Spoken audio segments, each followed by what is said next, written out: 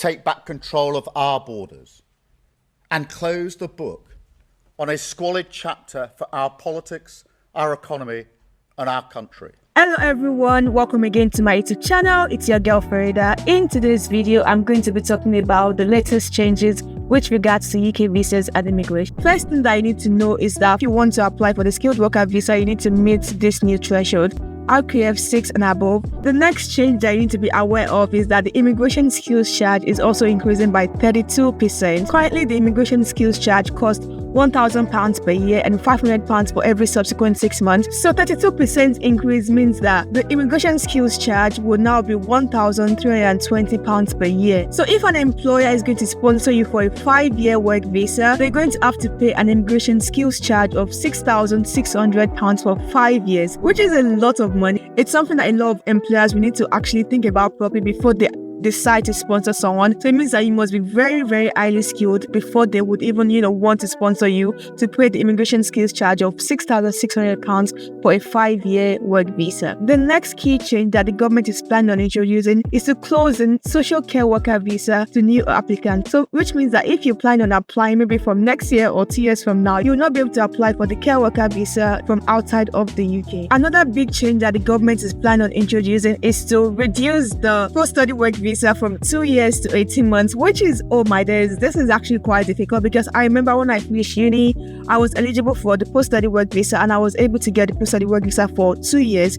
And within this time, it was so difficult to even find a job. So imagine that time being cut short to 18 months now. It's going to be another added level of stress for graduates to try to find a new job. So this is something that you need to consider really, really critically if you plan on coming to the UK in the next coming years, because you've studied a degree, let's say an undergrad degree for 3 years, or you do a master's degree for 1 year or 2 years, you only have 18 months to find a job that would sponsor you. And if you did not find a job in 18 months, you would have to leave the country. And considering the increase in the skilled worker visa fees in terms of the immigration skills charge increase, it's also likely that the IHS fees may increase, but this is not something that the government has announced. And if the IHS fees increase, the application fees increase, the immigration skills charge for 5 years, for example, is £6,600 and £1,320 for a year. It's something that you need to really think about. Make sure that when you come here to study in the UK, you apply for a course that would allow you to really get a job after you finish. Otherwise, you could come here, study a degree, study just any degree, and you will really struggle to find a job that would,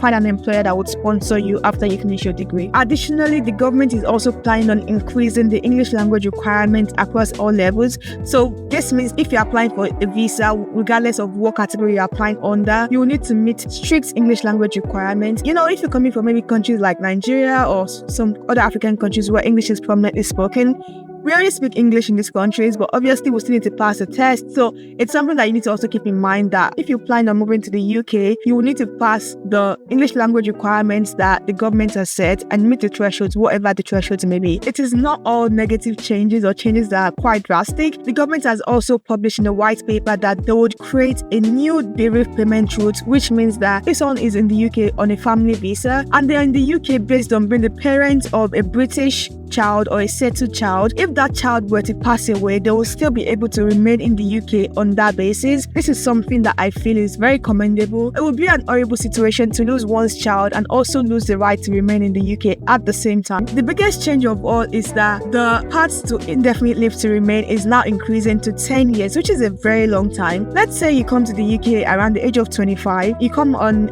let's say some sort of visa, maybe a student visa, a work visa. You will need to spend 10 years in the UK in order to be eligible for indefinite leave to remain, which is a very long time. Currently you can move to the UK on a work visa, spend 5 years on a work visa, and be eligible for indefinite leave to remain after 5 years. However, the government is saying that this is not going to be the case going forward. They're going to increase the time period to 10 years, which is a very long time. If you come to the UK at age 40, you're looking at 50 years to get ILR. Even after you did get ILR, you need to wait for 12 months before you can apply for citizenship, which means that you only get citizenship at 51 years of age if you come to the UK at 40. Obviously, if you come at a younger age, then things will be different. This change from 5 years to 10 years will not affect anyone who is on the family visa. The rules will still remain the same, whereby you can apply for ILR after 5 years on the family visa, and you can apply for citizenship almost immediately afterwards. Finally, the government is also going to be introducing a points-based system where you're eligible to stay in the country based on your contribution to the society. I'm not really sure what they mean by contribution, to be honest, because when you come here to the UK, you work, you pay taxes. So I don't know how they would classify contribution, but it will be good to see over time once the rules are published. The main thing that many people are worried about is mostly the move from 5 years to 10 years for ILR. Is it something that will affect people that are currently in the UK, or is it something that will affect people that